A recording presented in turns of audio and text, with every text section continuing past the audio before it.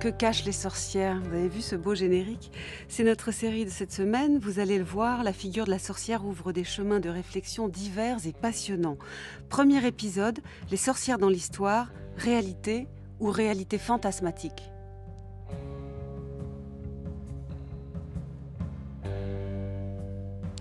Ont-elles existé, ces dames, un peu excitées, tournant leurs baguettes dans des potions magiques, jetant des sorts, faisant peur aux enfants? C'est assez vertigineux quand on y réfléchit, mais oui, la question continue d'agiter les historiens.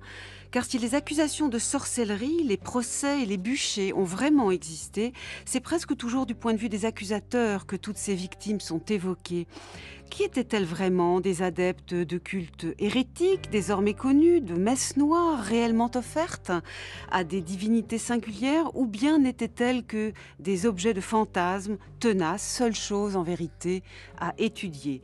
Dans notre histoire, il y a eu en tout cas un arbitraire terrible des accusations de sorcellerie.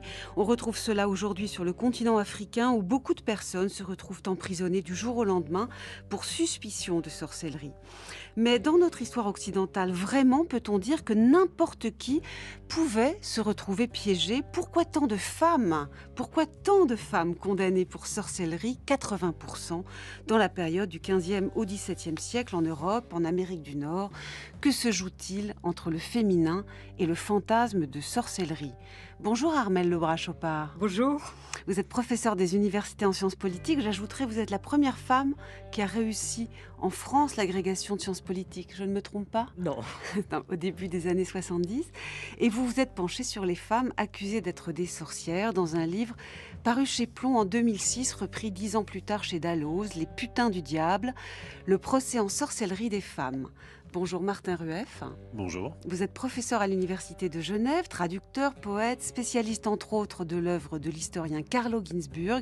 Ça tombe bien, il a beaucoup travaillé sur sorciers et sorcières. Nous parlerons en particulier de son livre de 1992, Le Sabbat des sorcières.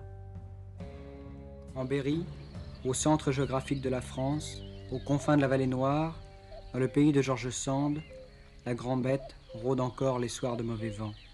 Dans cette région morcelée en petites fermes, le sorcier fait toujours recette.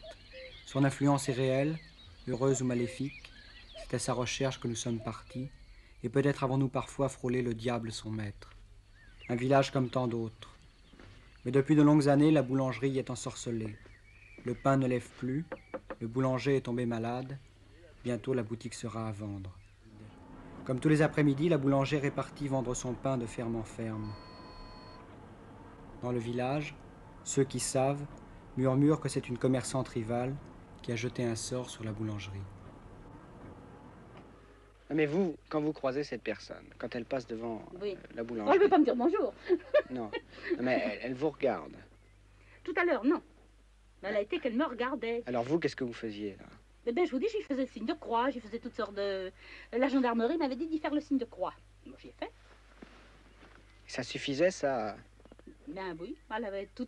Elle sautait en l'air comme un lapin à la rue. Alors? Quand vous lui faisiez le... Oui, la première fois de toutes.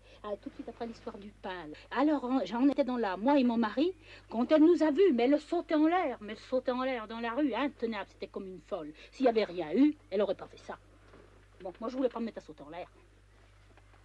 Mais, à votre avis, qui elle attaque, là? C'est votre mari qui est malade? Moi, oui, elle a toujours attaqué mon mari. Et cette petite bête, alors? C'est quoi? Ah ben cette petite bête, c'est ça que moi j'appelle la petite bête, parce que nous on a tellement cherché ça qu'on en disait c'était la petite bête. C'est cette sorcellerie que j'appelle la petite bête. Vous venez d'entendre un reportage de l'ORTF de 1971 sur les sorcières du Berry. Et comme vous l'entendez, eh bien cette dame y croit dur comme fer. Armelle Lebras-Chopard, il y a une sorcière qui s'est agitée dans la rue, qui lui a jeté un sort, et c'est la raison profonde pour laquelle son pain ne lève pas. Les années 70 quand même, au XXe siècle, vous n'êtes pas surprise? Si, je suis quand même un peu surprise. D'accord. Oui. Mais en même temps, ce ne sont pas des sorcières, ce n'est pas une sorcière démoniaque, c'est-à-dire qu'on n'a pas tout l'arrière-fond Oui. qu'on trouve du 15e à la fin du 17e siècle, où c'est véritablement le diable qui a donné ses pouvoirs à la sorcière. Mais ça donne quand même l'impression qu'avant de faire une sociologie des pseudo-sorcières, il faut faire une sociologie des gens qui pensent, qu'il y a des sorciers. L'étonnement, il est d'abord sur cette croyance plus que sur la pseudo-réalité invoquée, non? Oui, c'est sur la croyance, mais disons que c'est tout de même pas général de ne pas aller à la boulangerie parce qu'on pense qu'il y a une sorcière, qui tient la boulangerie. Ouais, qu'est-ce que vous en pensez, vous, Martin Rueff, vous qui avez travaillé sur Carlo Ginzburg, qui précisément nous incitait à nous intéresser plus à ceux qui accusent qu'aux accusés? Oui, je crois que ce qui est frappant dans ce passage que nous venons d'entendre, c'est le fait que la question de la sorcellerie, et vous le disiez en introduction, interroge aussi le philosophe parce que ce qui est en jeu, ce sont des processus d'efficacité. Oui. On constate des effets, donc le pain ne lève plus. Et entre l'effet et la cause, on va essayer de placer des chaînes de causalité. Et disons que ici, du point de vue philosophique, ce qui intervient, c'est disons une causalité qui pour nous est irrationnelle, qui est cette gymnastique athlétique d'une espèce de danse ensorcelée devant la boulangerie.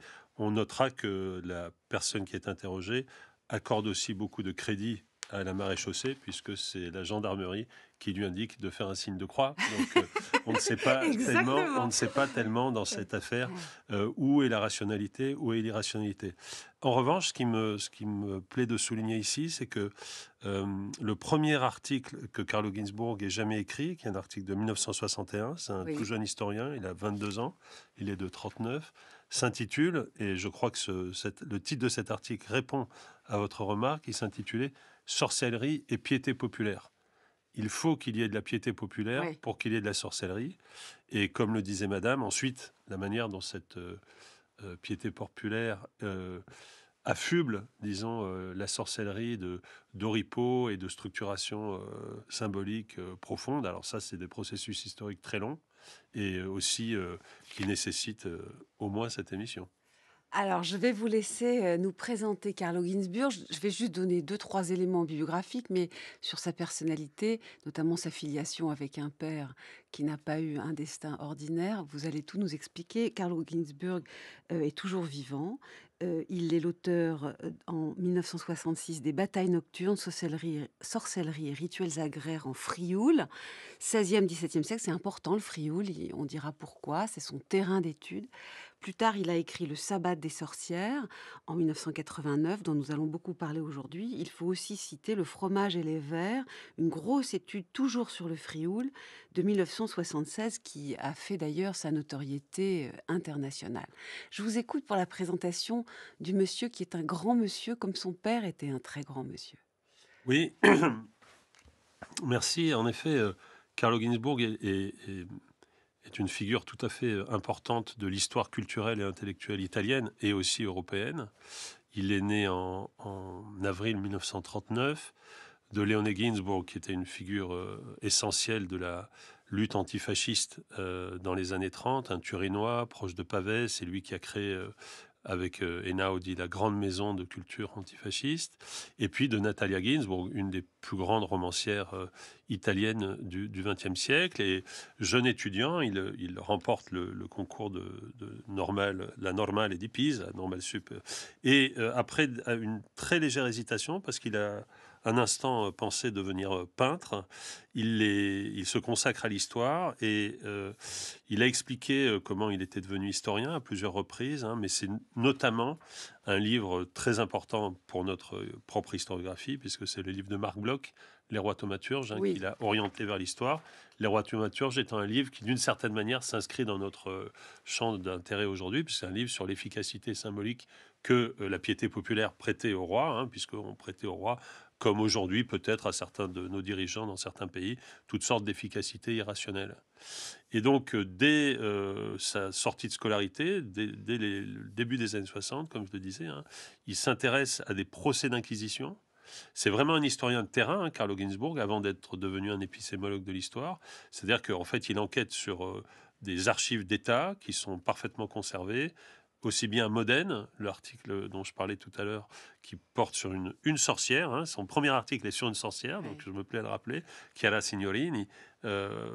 C'est un procès dont les archives sont à Modène, dans les archives di Stato. Et ensuite, comme vous le disiez, Géraldine, il s'est déplacé dans le Frioul. Et on peut dire qu'il est l'auteur d'une trilogie qui a révolutionné, peut-être j'essaierai d'expliquer pourquoi, hein, l'approche historique, pas théorique, historique de la sorcellerie. Un livre de 66, hein, I Benedanti, qui devient les batailles nocturnes en 80 chez Verdier. Alors, il y a des problèmes de traduction des titres. Hein, Oui. il faudrait passer beaucoup de temps à expliquer ça. Il Formaggi e Vermi de 76 devient le fromage et les vers, donc ça c'est bien. Mais Storia notturna, una decifrazione del sabbat, histoire nocturne, un déchiffrage du sabbat devient le sabbat des sorcières. Et donc, met en avant la question des sorcières dans ce livre, alors que le héros de ce troisième volume, hein, de 89, c'est plutôt le sabbat. Bon. Mais nos auditeurs pourraient se dire, mais enfin, c'est pas une émission d'histoire, c'est une émission de philo ici. Pourquoi font-ils appel à un historien, enfin à Carlo Ginzburg? Pourquoi cette référence? Eh bien, je soutiens que c'est pour des raisons vraiment philosophiques.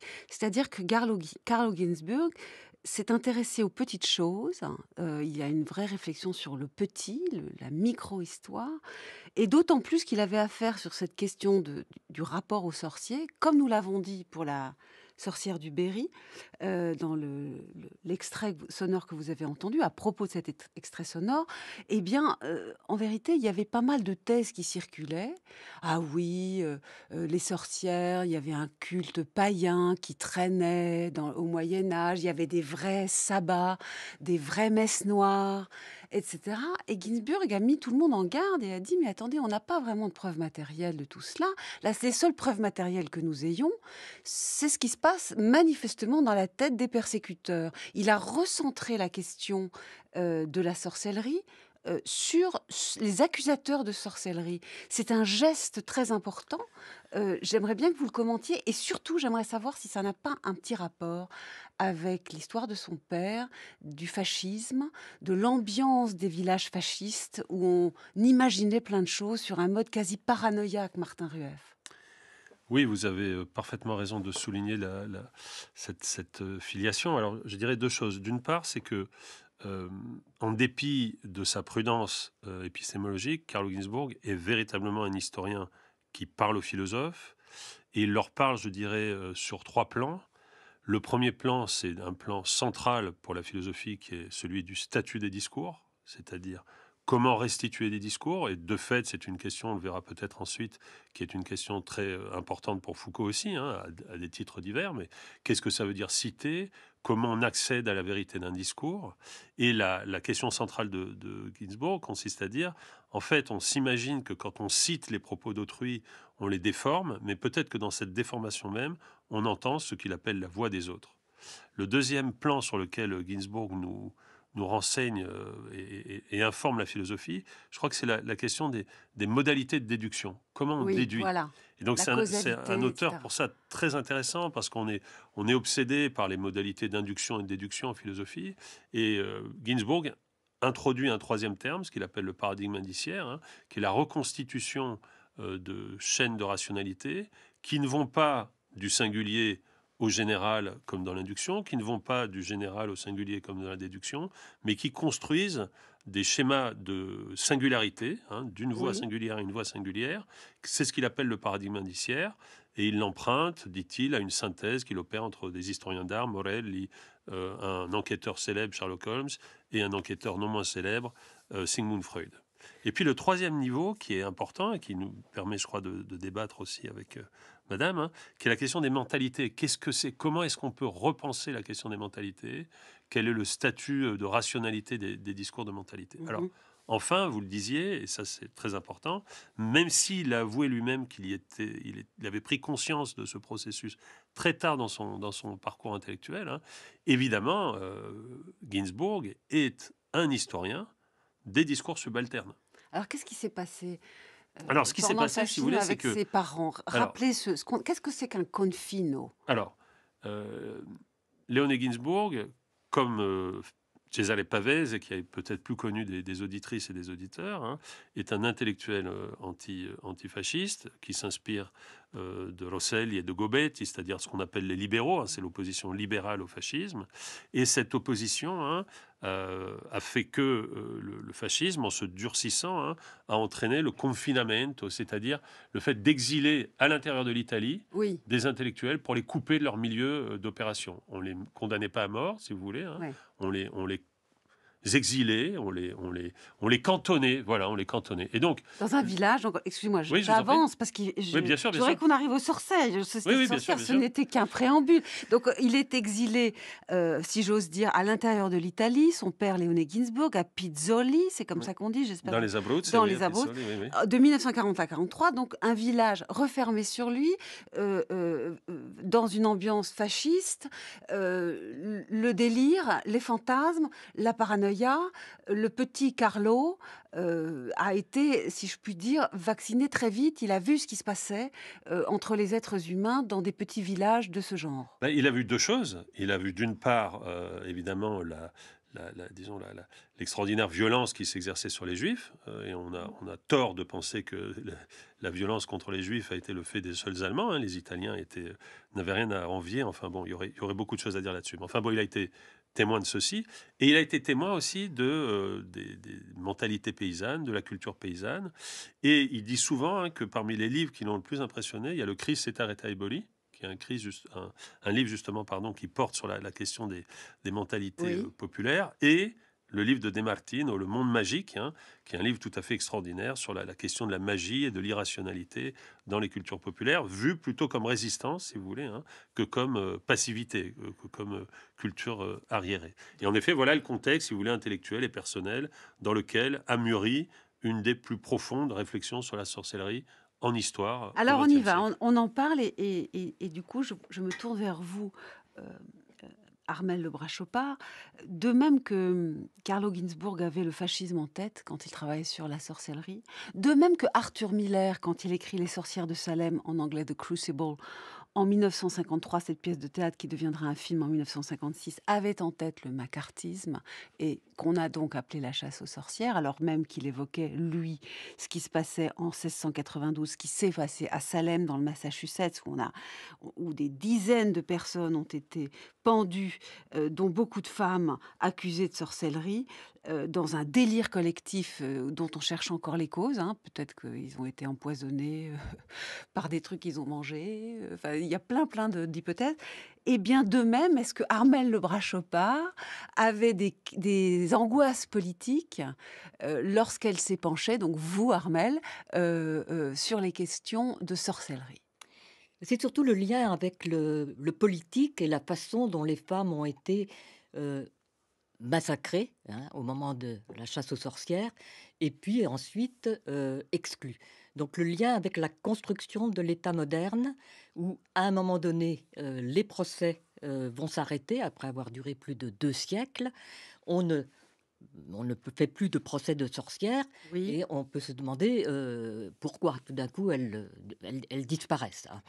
Alors, certains ont avancé que c'était parce que tout d'un coup, les hommes, puisque ce sont uniquement des hommes qui condamnent les sorcières, hein, l'inquisiteur, le magistrat, le bourreau, l'expert, etc., tout d'un coup, ils auraient été illuminés, ils auraient été touchés par les lumières, ils auraient compris.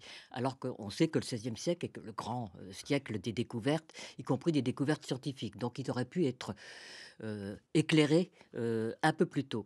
Donc moi, je me suis demandé, mais pourquoi ça, non seulement pourquoi ça a eu lieu, ça c'est une autre histoire, mais pourquoi ça s'est arrêté? Oui.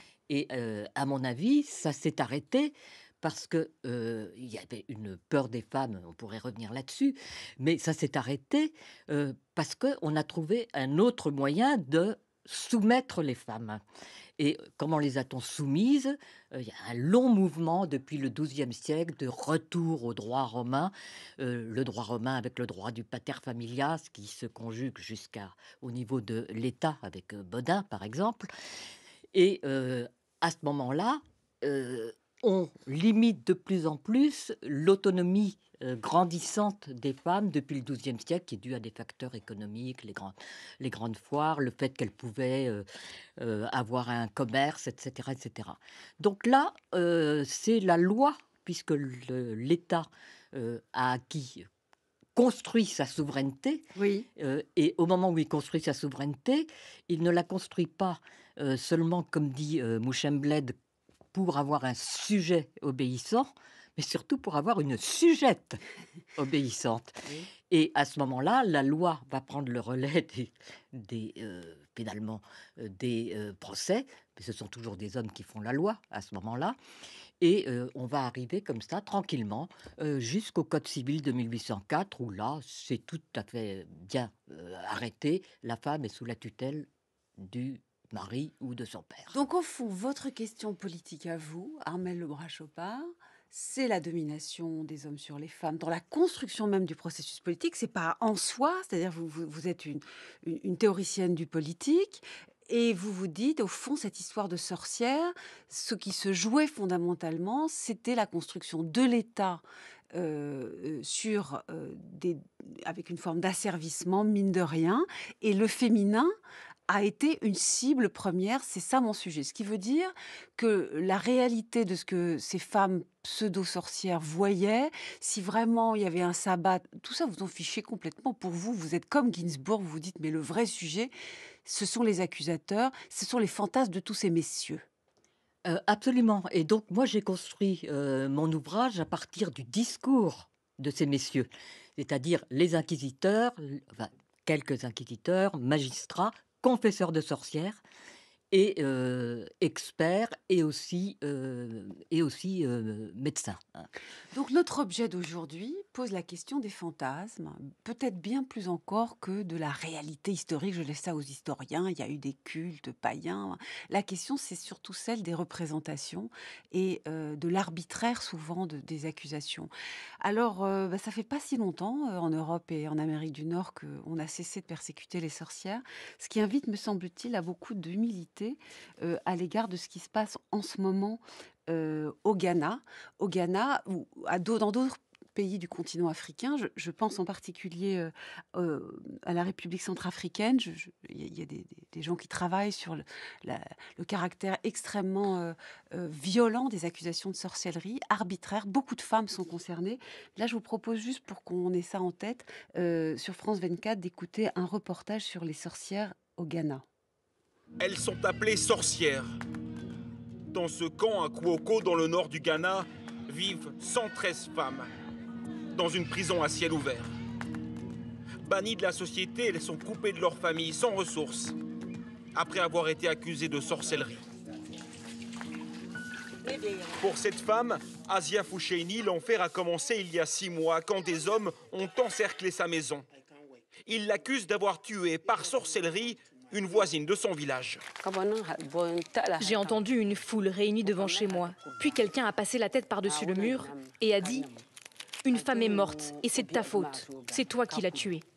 On va te tuer. » Je lui ai répondu « Mais comment j'aurais fait? Je ne la connais même pas. » Pour sauver sa peau, elle accepte de partir et de venir vivre dans ce camp. Je n'aurais jamais cru que ça allait m'arriver à moi, qu'un jour je serais accusée de sorcellerie et envoyée ici. Je ne crois même pas en la sorcellerie. Sans aucun jugement, ces femmes sont condamnées, souvent par le chef du village, à vivre recluses dans ces huttes, parfois avec leurs enfants. Et il n'y a aucune loi pour interdire cela. Reportage de France 24 donc sur un camp de sorcières au Ghana en janvier 2022. Ce n'est pas du tout le seul pays concerné. Armelle Lebras-Chopard, beaucoup de femmes une nouvelle fois.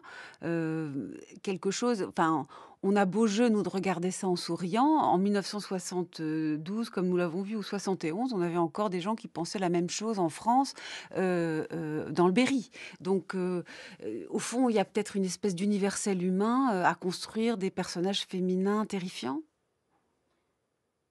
Ce qui est intéressant, et c'était votre premier reportage, c'est que ça se situe toujours plus ou moins à l'intérieur de la religion, quelle qu'elle soit. Alors, votre premier reportage dans le Berry, tout d'un coup, on voit arriver un signe de croix. Le signe de C'est croix, vrai. c'était un des signes qui permettait, quand la sorcière était sur son balai et en avait assez d'aller au sabbat, ça la faisait tomber automatiquement, par exemple. Donc c'est à l'intérieur de religions. Alors ça peut, pour les sorcières en Occident, entre le 17e et entre le 15e et le 17e siècle, c'était le christianisme. Je dis bien le christianisme, hein, c'est-à-dire religion catholique d'abord, évidemment, mais Oui, réforme ensuite, hein. Les oui. protestants ont été redoutables, hein, Dans le Massachusetts, les sorcières de également. Salem, Exactement, c'est ça, exactement. hein. Il Mmh. faut savoir que les procès de Salem se sont arrêtés quand on a commencé à, un petit peu d'ailleurs comme en Occident, comme en Europe, quand on a commencé à accuser tout le monde, y compris des femmes de magistrats, hein. Donc là, tout d'un coup, ça s'est arrêté. Tout de Alors suite. ce qui est assez terrible, c'est que malgré tout le travail qu'a fait Ginsburg et cetera, longtemps, lorsqu'on parlait même dans l'histoire des sorcières, on suggérait qu'il y avait beaucoup de réalité derrière tout ça. Écoutez, par exemple, cette façon de donner réalité aux histoires de sorcières dans, les propos d'un conservateur, Maxime Préau, qui avait organisé en 1973 une exposition sur les sorcières à la Bibliothèque nationale. C'est glissant tout le temps, c'est un peu gênant alors que Ginsburg, ça commençait déjà à exister, ces travaux. Pour l'organisateur de l'exposition, Maxime Préau, conservateur au cabinet des estampes et expert en démonologie, les pratiques de sorcellerie étaient d'abord une sorte de démarquage à l'envers des cérémonies chrétiennes. Le sabbat, c'est en gros, si vous voulez, c'est la messe noire, hein. On fait exactement le contraire de ce qui se passe à la messe catholique. On piétine l'hostie au lieu de l'élever comme dans l'élévation, par exemple. On mélange hommes et femmes alors que dans l'église, on les séparait. Pour se rendre au sabbat, on utilisait généralement un onguent qui était un composé de diverses plantes qui mélangées ensemble formaient une drogue. Et ces sorcières s'enduisaient donc le corps de cet onguent et se frottaient le corps très, très vivement, de façon à ce que la drogue pénètre bien. Et ensuite, c'était le voyage, si vous voulez. Le fameux voyage des hallucinogènes C'est actuels. ça, exactement la même chose. On voit sur certaines estampes des sorcières qui sont, comme on dit un peu vulgairement, parties, qui ont les yeux révulsés. Elles étaient dans un état second. Exactement, oui, c'est exactement ça. On me rappelle une expérience réalisée. Une sorcière s'était enduite d'onguent et était tombée comme morte par terre. Et puis elle avait dormi d'un sommeil profond pendant 3 heures. On pouvait la battre, on pouvait essayer de lui brûler la plante des pieds, par exemple, pas moyen de la réveiller. Et quand elle s'est relevée, elle s'est mise à raconter des détails absolument incroyables sur tout ce qu'elle avait pu faire pendant ces 3 heures de sommeil. Or, elle n'avait pas évidemment bougé de la maison. Et là, ce que vous entendez, c'est un reportage de France Inter de février 1973 à propos donc d'une exposition. C'est intéressant quand même, là, Martin Rueff, hein, vous qui connaissez très bien Carlo Ginzburg, ces travaux qui mettent en doute l'existence des sorcières. Là, vous avez une exposition qui se veut quand même très faite par des gens très bons historiens, qui suggère quand même qu'il y avait des femmes, alors possédées, sorcières, vivant des trucs bizarres. C'est pas les fantasmes des persécuteurs qui sont au premier plan, contrairement à ce que demandait Ginsburg. Ce sont ces pauvres victimes auxquelles on prête toute une vie intérieure bizarroïde. Oui, je dirais 2 choses, si vous voulez. La première, c'est que un des premiers axes du travail de l'historien Ginsburg a été de distinguer ce qui, dans la sorcellerie ou dans l'image qu'on se fait des sorcières, relève du rite et ce qui relève du mythe. Oui. Et il s'appuie pour les discuter sur les travaux d'une égyptologue très célèbre qui est Murray, qui avait écrit dans les années 20 un livre important, Le culte des sorcières dans l'Europe de l'Ouest. Oui. Et Murray, cette dame, croyait que les éléments définitoires de ce qu'est une sorcière relevaient de rites. Et donc que ce que les dames et les hommes disaient des sorcières étaient des choses qu'elles faisaient. Oui. Et un des points vraiment du travail de Ginsburg consiste à dire, et essayons de comprendre si ces éléments qu'on prête à des rites ne sont pas plutôt des éléments du mythe, ce qui expliquerait d'ailleurs qu'ils voyagent plus facilement. Parce que Oui. si c'est des discours sûrs, on peut très bien évidemment faire voyager plus facilement des mythes que des rites. Et la deuxième chose, et ici je m'adresse aussi à vous madame, c'est que ce que fait Carlo, c'est pas simplement de partir du discours. Oui, il part comme vous du discours des inquisiteurs et des juges, si vous voulez, hein, donc du discours sûr. Mais sa conviction, c'est qu'à travers le discours sûr, on peut entendre le discours de ces femmes. Et ça, je crois que c'est une leçon de méthode très importante, c'est-à-dire que, comme dit l'historien, on a affaire à des documents, simplement. Les documents, ils sont rédigés par les vainqueurs ou par les gens qui instruisent les procès, évidemment. Mais à travers la voix des vainqueurs et des inquisiteurs, on entend des éléments tellement dissonants, ce qu'il appelle le hiatus, que là, on peut entendre la voix d'une sorcière ou d'une femme qui est jugée comme telle, en tout cas. Et on n'entend pas forcément ce qu'on croyait. Exactement. C'est ça qui est intéressant. Exactement. On va écouter ce que dit Carlo Ginzburg. Voici un extrait du Sabbat des sorcières, de son livre de 1989, un extrait lu par notre équipe.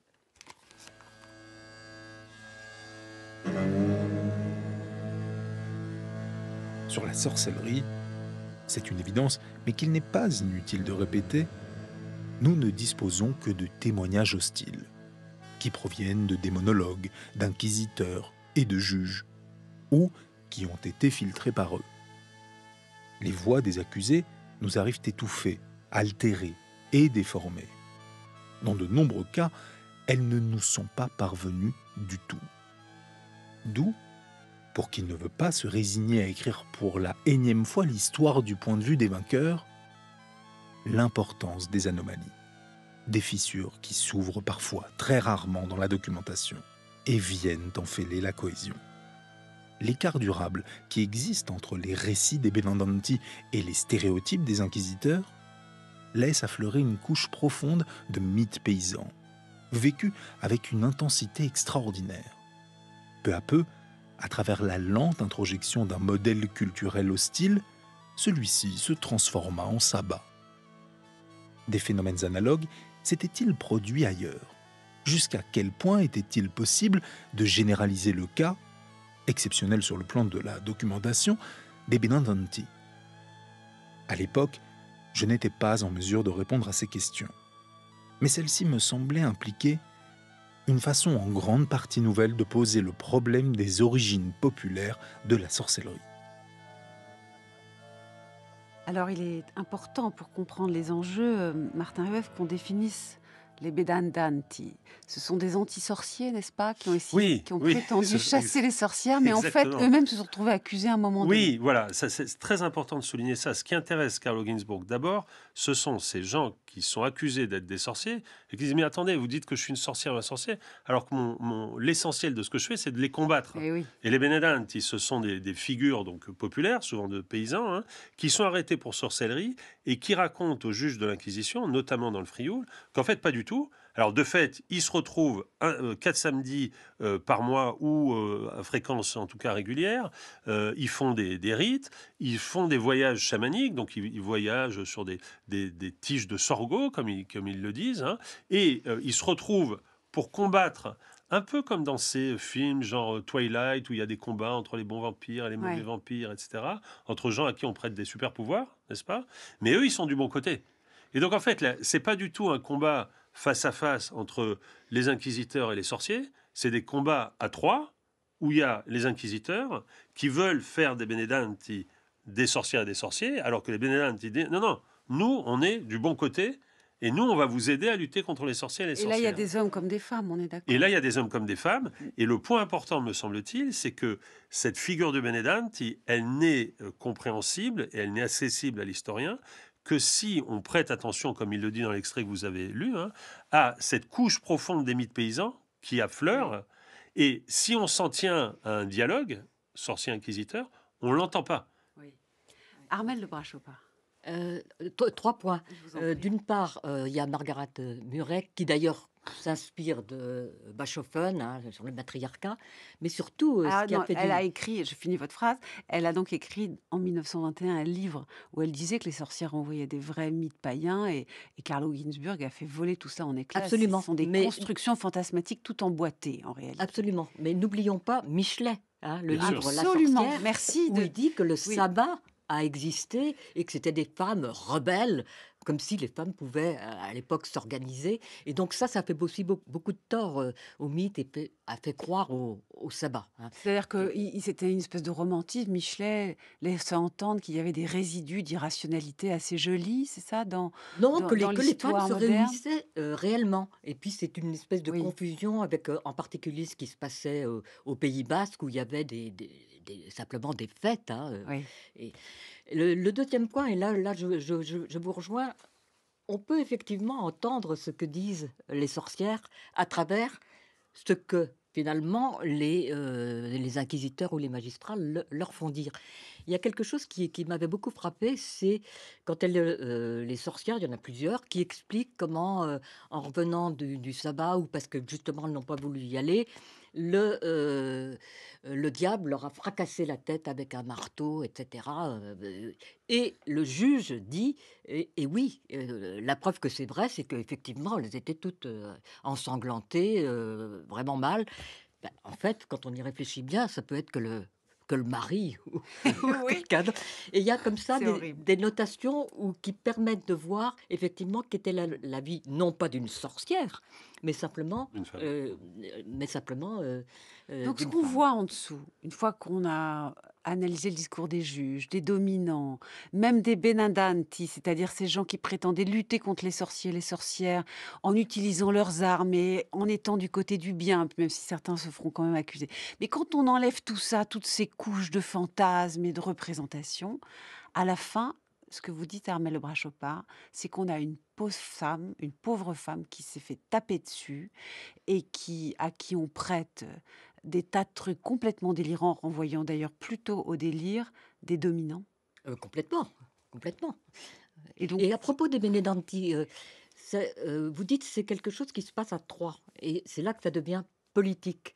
C'est-à-dire que en Europe, en fait, on voit que au départ, c'est l'Église, les inquisiteurs, le pape hein, qui nomme les inquisiteurs.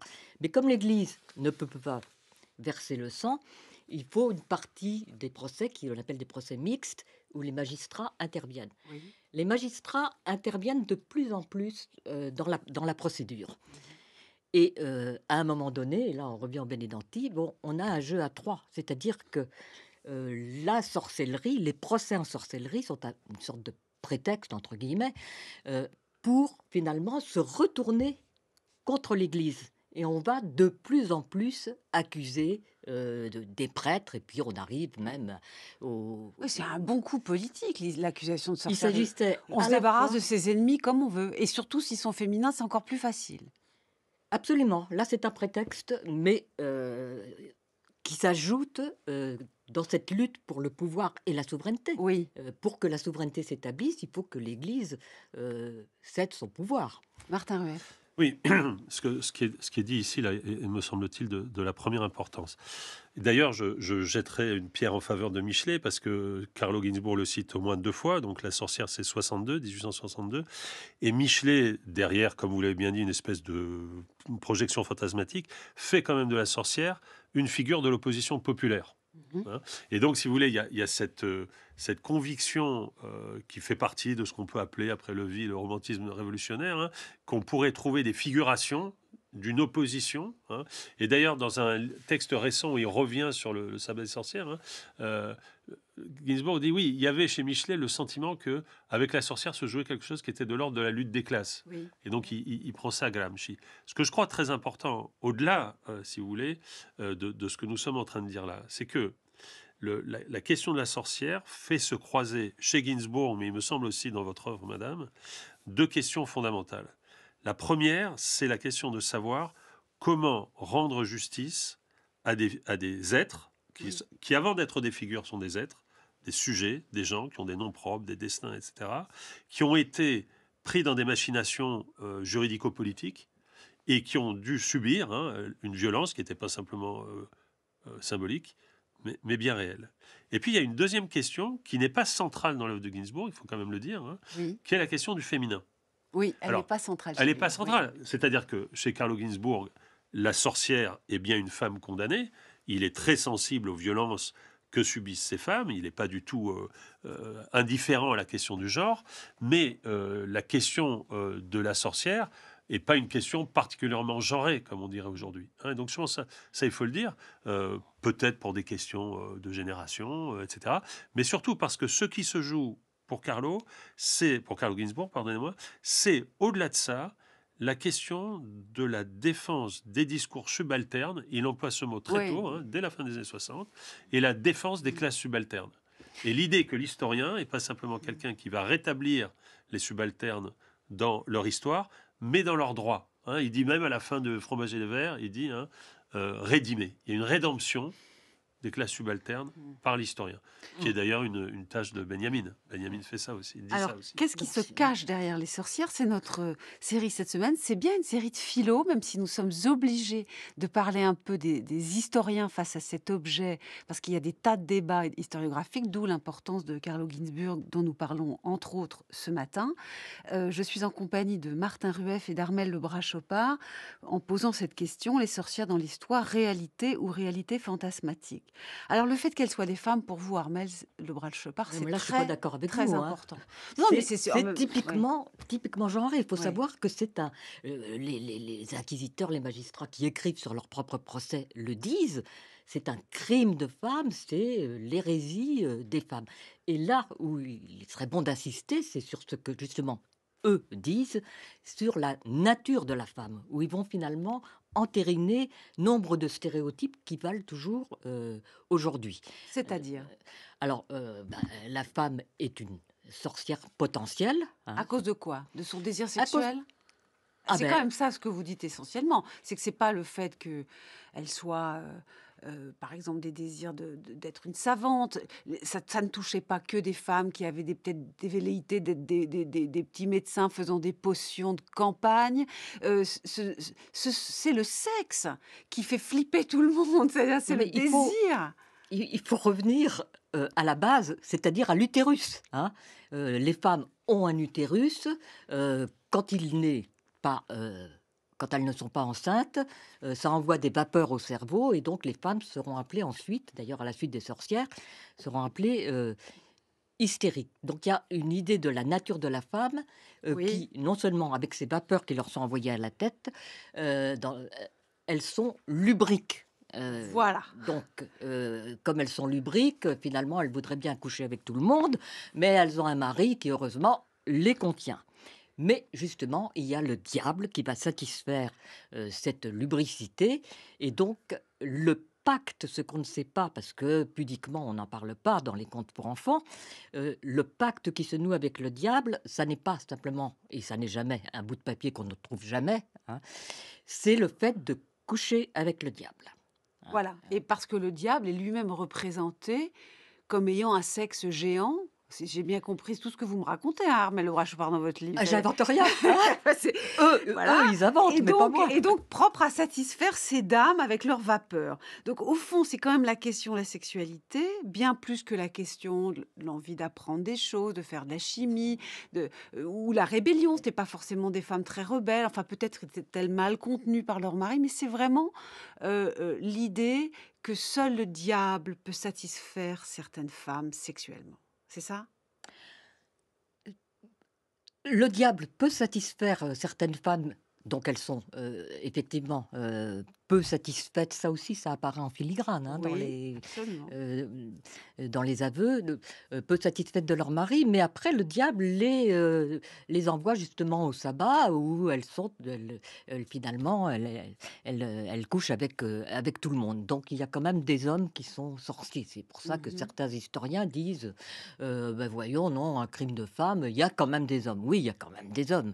Il en faut bien pour que ça puisse finalement être crédible. Mais quand ce sont des hommes qui, par exemple, vont au sabbat, ce sont des épouses qui les emmènent pratiquement de force. Hein. Et comme dit un des inquisiteurs, jamais on a vu un homme emmener sa femme au sabbat. Hein.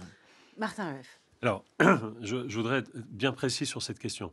Dans le lexique d'aujourd'hui, je pense qu'on pourrait dire la chose suivante. Carlo Ginzburg considère bien, comme vous, que la question de la sorcière est une question genrée, mais le prisme d'étude par lequel il étudie cette question genrée, n'est pas le genre. Voilà, D'accord. je crois que C'est-à-dire c'est en effet... C'est la différence entre... Voilà, on peut dire les choses comme Expliquez, ça. mais je crois que vous mettez le point, parce qu'il ne faudrait pas non plus dire que Carlo Ginzburg est complètement étranger. Pas du tout, pas au du fait tout. que ce Et soit d'ailleurs, souvent je des femmes. l'ai redit, Chiara Signorini, son premier sujet d'enquête est une sorcière, et à la fois dans les batailles nocturnes et dans le sabbat des sorcières, même si c'est pas le titre original, c'est bien de procès de femmes qu'il s'agit, pas uniquement de femmes, mais le prisme, ou en tout cas l'enjeu épistémologique qu'il y a derrière, n'est pas du tout la question du genre. Et ça, je pense que, en effet, ça fait une différence entre vos deux approches, de fait. Mais il reste, si vous voulez, que d'une part, les déclarations des sorcières qui s'opposent aux Benedanti recoupent parfaitement les vôtres, c'est-à-dire, de fait, il y a une union avec le diable, ceux dont les dames Benedanti se défendent complètement. Elles disent, nous, on ne fait pas du tout ça, nous, au contraire, on va essayer de dénouer ces unions diaboliques. Et par ailleurs, la question d'une femme qui serait la grande maîtresse de ces cultes est au centre du sabbat des sorcières. Je voudrais juste citer une page très brève. Mais je vous en prie. C'est un chapitre très important qui s'appelle « À la suite de la déesse », qui est le premier chapitre de la deuxième partie. Et voilà comment, morphologiquement, comme il le dit, il détache les éléments principaux de ce culte. Des femmes, 1, qui croisent et qui disent 2, qu'elles vont la nuit, 3, à la suite de Diane, 4, monter sur des animaux, 5, en parcourant de grandes distances, 6, en obéissant aux ordres d'une déesse comme à une maîtresse, 7, en les servant au cours de nuit déterminées, 8, tous ces éléments se retrouvent dans les abeux de Sibylla et de Pierina, sauf 4 et 5. Le nom de la déesse peut changer, etc. Les figures de femmes peuvent changer, mais c'est bien d'histoire de femmes qu'il s'agit. L'enjeu épistémologique de l'historien n'est cependant pas, je le redis, une question genrée. C'est bien plutôt la question de savoir comment structurer ces récits mythiques de sorcellerie, dont il prouve qu'ils s'étendent de manière tout à fait extraordinaire sur tout le continent eurasiatique. Et c'est cette permanence, en fait, qui l'intéresse dans le sabbat des sorcières.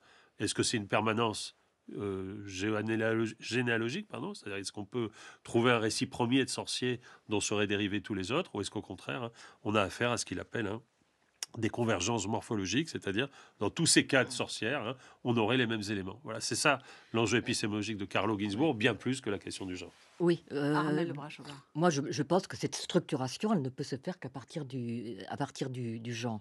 Il faut savoir qu'au XVIe siècle, ça aussi c'est une chose qu'on ne dit pas trop parce que les historiens étant la plupart du temps et encore maintenant masculins, c'est que au XVIe siècle, les hommes sont complètement obsédés par leur virilité. Parce que la virilité, c'est la puissance. La virilité, c'est la puissance. Donc, si on regarde les costumes simplement, où ils ont les hommes ont des espèces de leggings, très souvent, ils se mettent du coton ou des chiffons à l'intérieur pour que ça soit plus gonflé. Donc, ils ont cette hantise de la virilité et du coup, ils ont cette hantise de la panne sexuelle et de l'impuissance. Et là, il faut relire Montaigne. Et il faut relire Rabelais. Montaigne dit, mais on ne parle que de ça. Rabelais dit, mais le mari a toujours peur d'être cocu parce qu'il n'a pas finalement été à la hauteur. Il faut savoir aussi qu'à cette époque, c'est le seul moyen pour les femmes de se séparer du mari. Il y a les procès en impuissance qui sont finalement les procès en impuissance, c'est-à-dire qu'on n'a pas le droit de divorcer, puisque on est dans la religion catholique, mais on peut faire annuler son mariage dans la mesure où le mariage est fait pour la procréation. Si le mari ne peut pas procréer, le mariage peut être annulé. Donc, c'est un procès à nouveau, et il va falloir des preuves. Donc, on met le mari et la femme dans un lit. Il y a le magistrat, Ambroise Paré, par exemple, a été un expert, et on voit comment ça se passe et si le mari peut accomplir son devoir conjugal.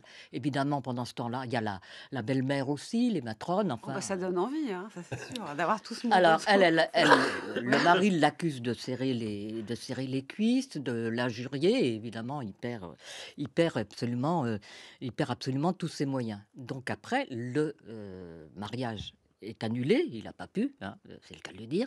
Le mariage est annulé, la femme éventuellement se marie avec quelqu'un d'autre, puisqu'elle a le droit. Lui n'a pas le droit de se marier, mais finalement, il va avoir des concubines. Alors on arrive à des situations absolument extraordinaires de familles recomposées de l'époque, à savoir que le mari dont le mariage a été annulé va avoir des enfants d'une concubine, puisqu'il ne peut pas se marier. Il y en a un qui va en avoir même 7 enfants. Donc tout d'un coup, on se dit, mais dans ce cas-là, il n'était pas impuissant. Dans ce cas-là, il y a un nouveau procès pour annuler l'annulation. Et si on annule l'annulation, ça veut dire que le mari et la femme se remettent ensemble, elle ayant eu des enfants d'un côté, lui de l'autre. Voilà, c'est très spécifique à la important. France. Et ça montre aussi que la sorcière exerce une séduction sur ses accusateurs. Vous évoquiez le XVIe siècle. Jean Bodin, qui est un personnage très important pour la théorisation de l'État moderne, a participé aux accusations de sorcières.